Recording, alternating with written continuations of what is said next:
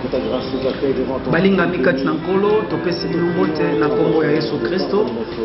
Vraiment émission na biso ebandi bandeko nyonso oyo bazolanda biso pe oyo bakolanda biso na ngonga oyo ekoya ezali bongo ya bino pasteur Hardy Kabwiku Matondo. Toye lisusu mpona kopesa bino message lokola momesano lokola tomesana kopesa bino ba message. Bien aimé dans le Seigneur, toza toujours na attitude ya koyebisa bino ke vraiment bosunga biso mpona koluka kopartager message oyo eleka partout bisika nyonso oyo bino bozali. Vraiment topesi mbote d'abord avant to banda message na biso topesi mbote mpona bandeko nyonso oyo bakozwa chance ya kolanda biso à partir ba groupe na biso to à partir ya chaîne na biso KMA TV 1, KMA TV 2 pe KMA TV 3.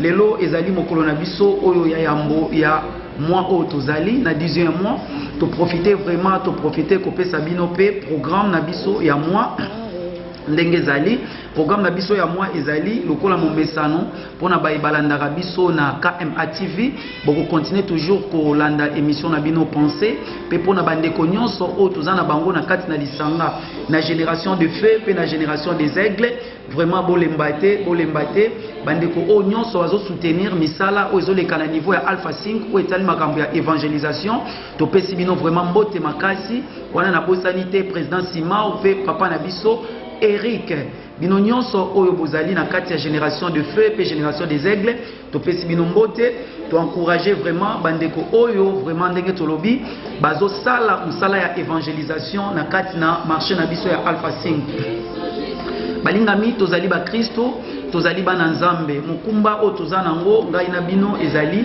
topanza sango oyo mokili mobimba bayoka pe bandima Yesu Masiya comme lokola mokonzi pe mobikisi na bango yambo na banda lilendisi na biso ya tongwa lelo nalingaki toleka na nzela na libondeli tobondeli na kombo na Yesu Kristo. Éternel Dieu tout-puissant, Zambé topesio merci pour na bola mpe bolingo na yo. Seigneur obateli biso kobanda butu kino comme si biso na tango yo. Nzambe na tiki peuple nyonso o ezuitan kolanda biso na moment o na maboko na yo Nzambe.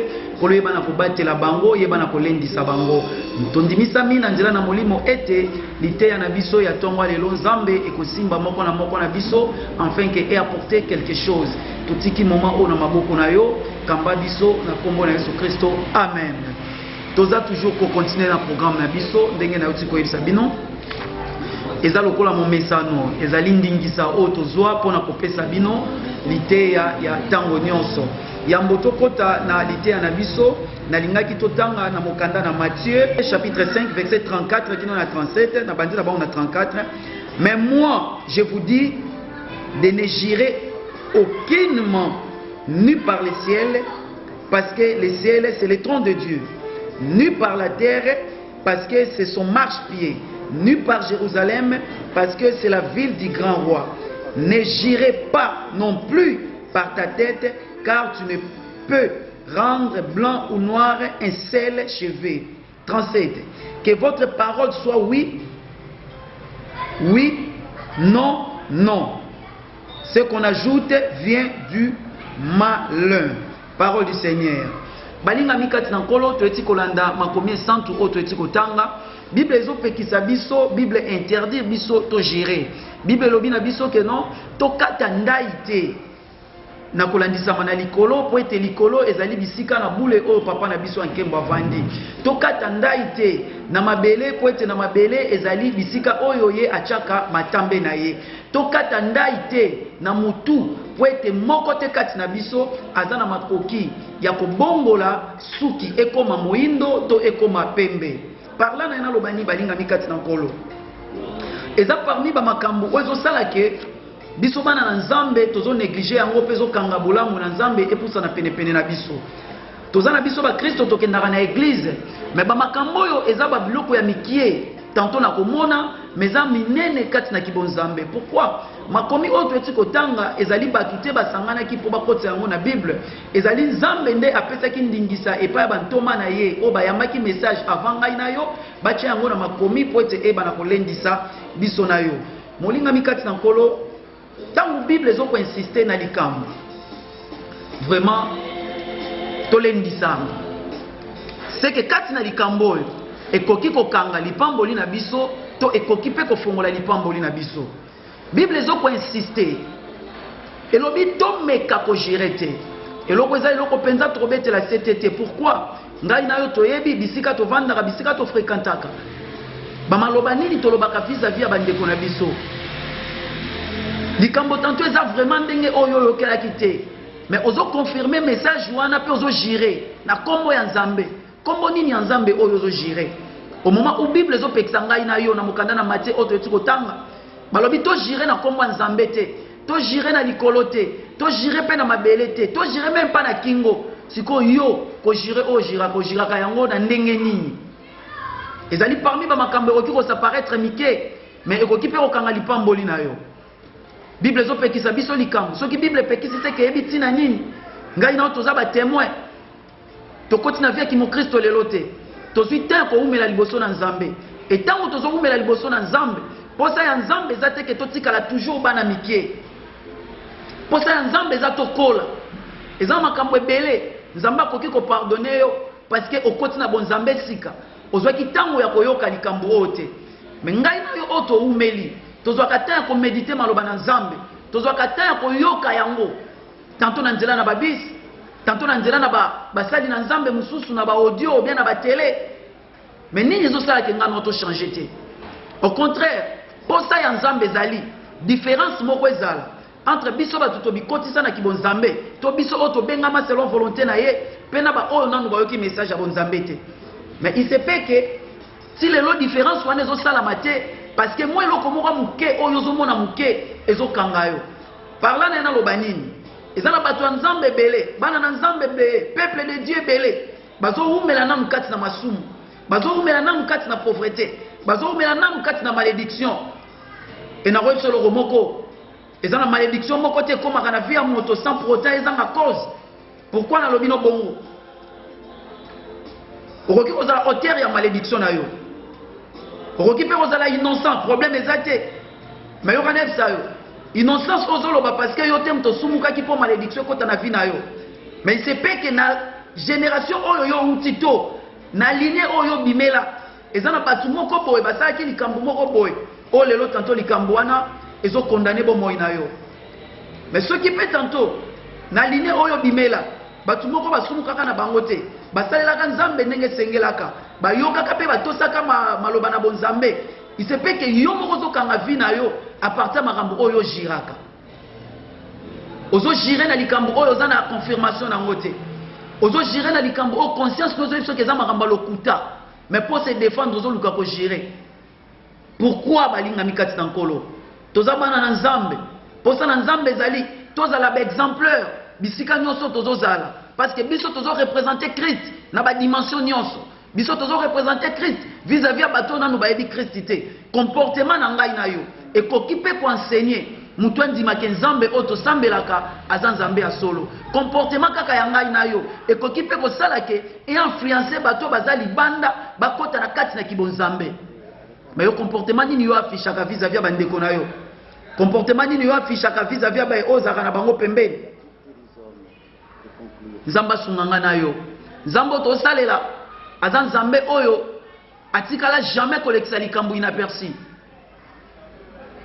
tant que yo ko reconnaître yango te yeba que jusqu'à présent Nzamba azokanga yango toujours tant que yo ko yeba ko senga bolimbisi liboso na yete yeba que Nzamba ko kondanaka o toujours na likambo wana oza diacre oza diagonese oza frère oza sœur ozo engagement mona kati na église osala mosala na Nzambe olekaka na chair opesaka sango malamu mais jusqu'à présent kati na yo lokuté ezosila yo te lokuté vandi kati na bomoi na yo ekomi lokola esprit lokuté vandi kati na bomoi na yo ekomi lokola poso na nzoto et peut-être yo monaka yango ezali arme na yo ya ko se défendre peut-être yo monaka yango ke non eza babiloko moko tanto Nzambe akomprenaka yo lelo na koyebisa yo ke Nzambe akomprenaka yo te tant que yo ozo reconnaître yango ke eza mabe mosalaka yango osalaka yango pourquoi zwa te akotanga message oyo zwa te akolanda biso oko comprendre ke makambo ebele osalaka ezalaka vraiment na volonté ya Nzambe te. Nalingi tofongola susu Bible to parler sur eloko moko boye mama na likambo na biso o tonto lobela lelo ezali mon cas est différent Posa ya nzambe kati na bomoi na yo ndenge toyiti koloba wana ezalaki juste introduction na biso. Posa ya nzambe mpona vie na yo ezali o prospérer. Posa ya nzambe kati na bomoi na yo ezali obika bolamu na ye. Ndenge makomi centre lobi na biso ete ba projet oyo nzambe formé mpona biso ezali ba projet bolamu ezali ba projet bolela lela te. Mais loko nini ezosala ke jusqu'à présent kati na vie na yo ba makambo mususu ekomelaka yo oyo etindaka yo olelaka lelaka. Mwana nzambe molingami kati na nkolo yango vraiment eloko tokopartager na tongo na biso alelo soki ozwi temps tokosala message oyo na deux parties par rapport tantôt ya minute na biso pe temps oyo tozo gérer mais ça l'effort soki ozwi temps kolanda première partie kosuka na première partie te okoba kino na deuxième partie mama na likambo na biso to grand thème oyo na partager na tongo alelo ezali mon cas est différent kana yo il faut et ça paraître différent. Pourquoi quand ça paraître différent? Quand il faut ça paraître différent parce que yo zakati na kibonzambe. Mutu zakati na kibonzambe avivara ndenge mokili ezotambola mate. Mutu zakati na kibonzambe azo vivre selon ba promesse oyo nzamba tia kati na vie na ye. Et yango lelo na yeko fortifier na tongo lelo. Na lingi osala ke kana yo. Soki ezana nous différente moko misango différent na tongo lelo tango yo ka message oyo.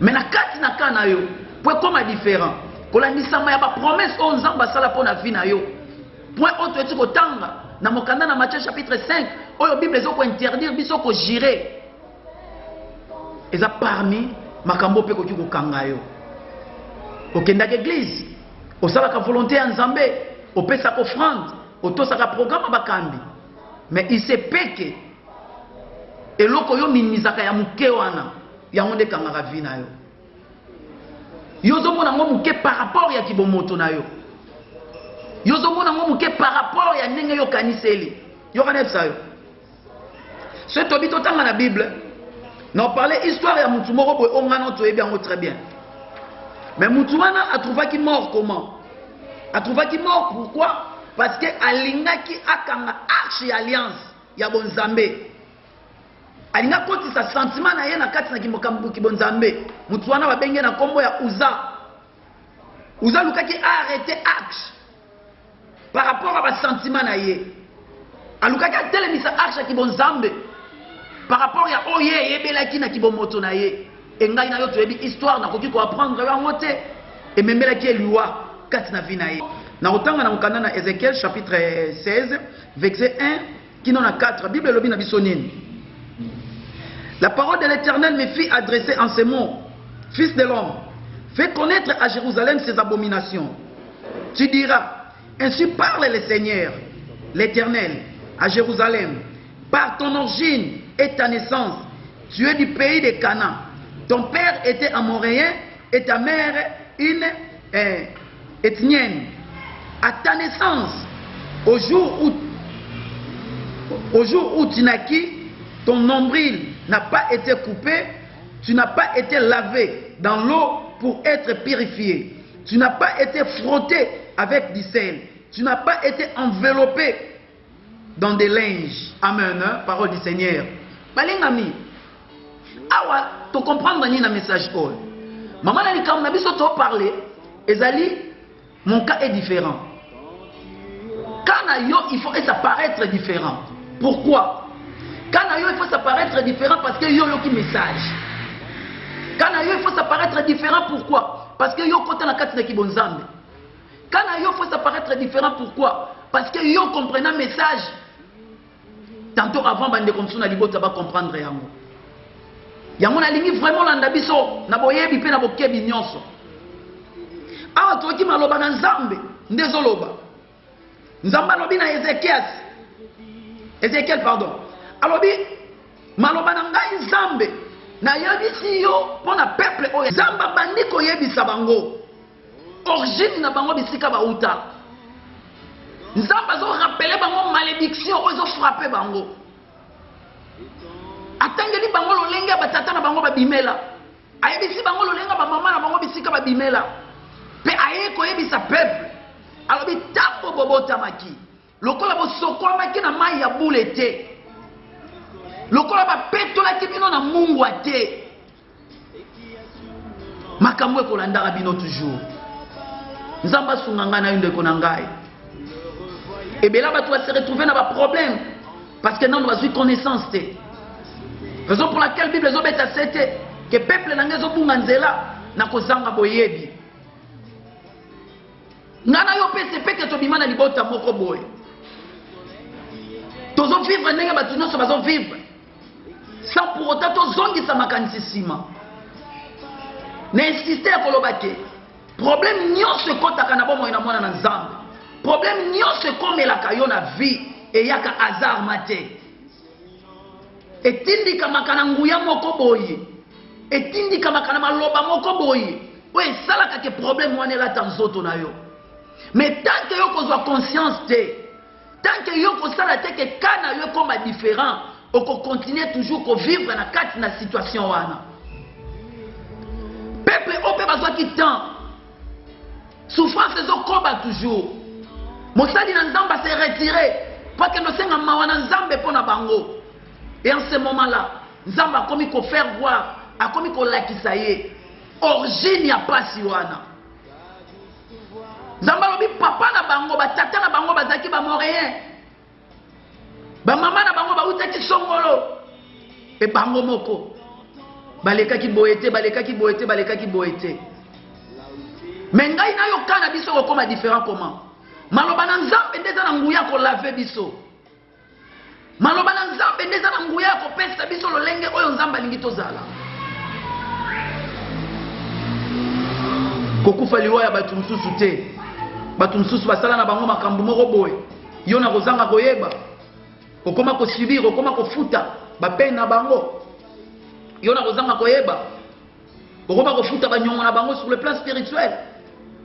Yango lelo na lingi penza na la musaboyebi na yo. Na lingi na rappeler que kana yo fait comme différent na journal lelo tant ko yo ka message yo.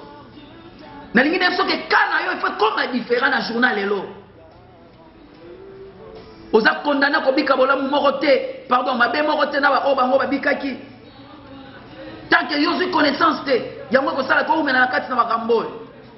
Lelo na lingi penza moko na boku moko na biso à se révolter sur le plan spirituel. À comprendre que vie est anormale. À cela que kana est comme différent.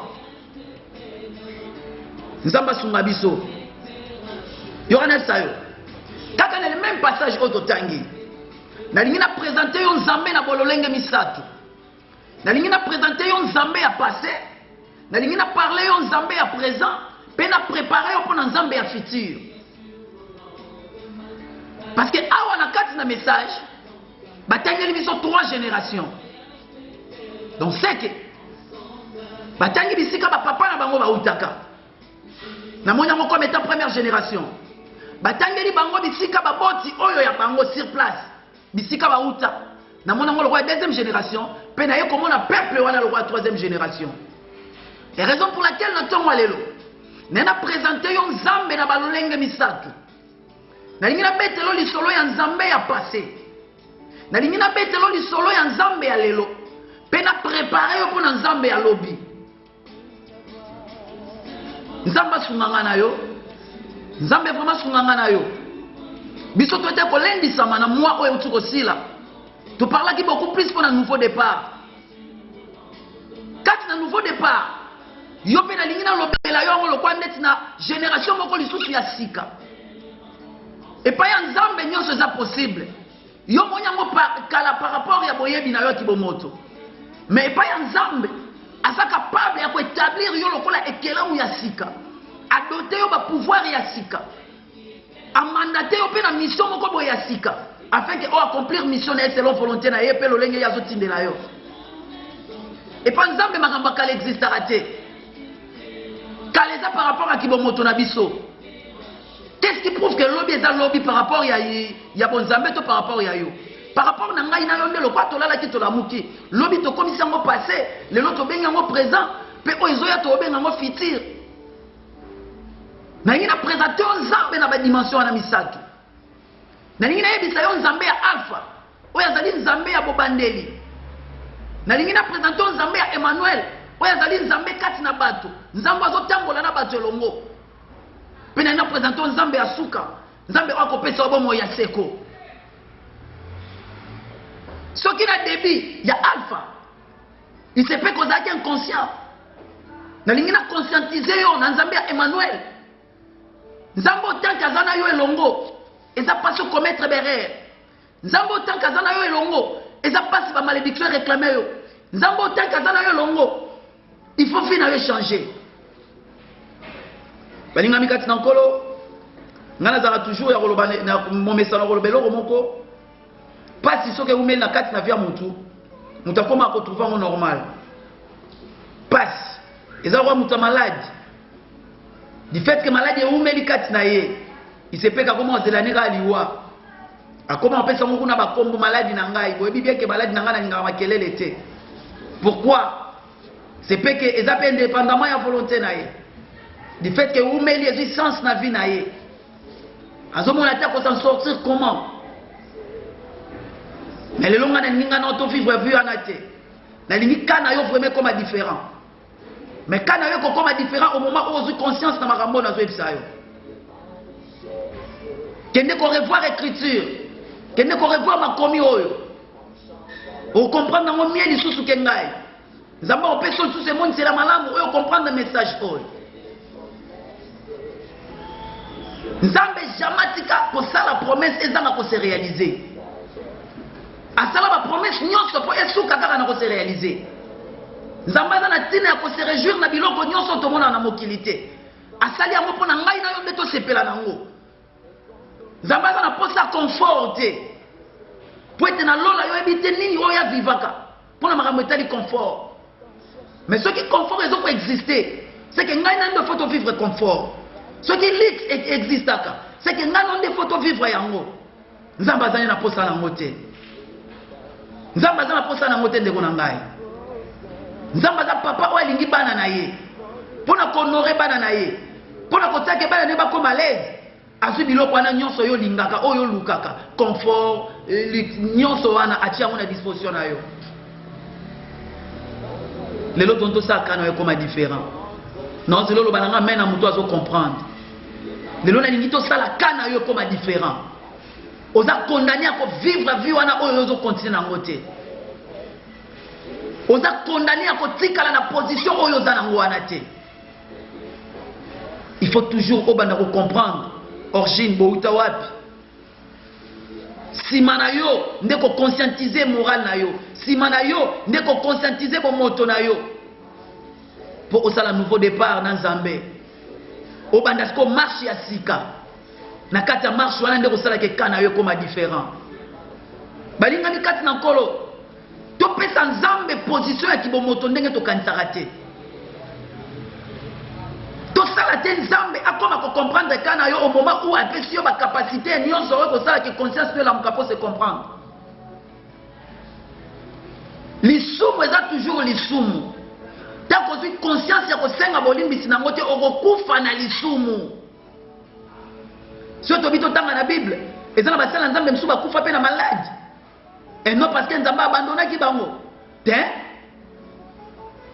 Il faut avoir conscience, il y a situation où ils ont traversé. Il faut avoir conscience, il y a des étapes où ils ont les vie. Si on a conscience, et en ce moment-là, Nzambe va effacer ma bena yo. Si on a la carte de l'isumu, ndenge to tanga na débit. Bible zo pekisa to gérer. Il se peut que yoko gérer pour na yo mona ngweza ngoma ka mwa mike. Tant que j'ai conscience na ngote, eza pas so changer ka ya vie na yo. Eza pas so bima na problème o ezo kanga bo moyi na yo. Posa ya Nzambe zo bika bolamu na ye. Posa ya Nzambe za o prospérer na ba dimension nyonso. Posa ya Nzambe za ozala motu ezala mokila te. Mais kati na bon Nzambe, Nzambe apesi au pouvoir, yo moko ya ko se décider.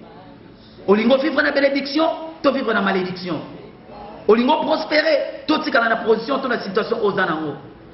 Décision nyonso za na mutu na yo, na maboko na yo, na munoko na yo, na mutema na yo. La façon de chérir les soumouana, ozo luka ko se débat, ozo koka ko se débarrasser na ngote.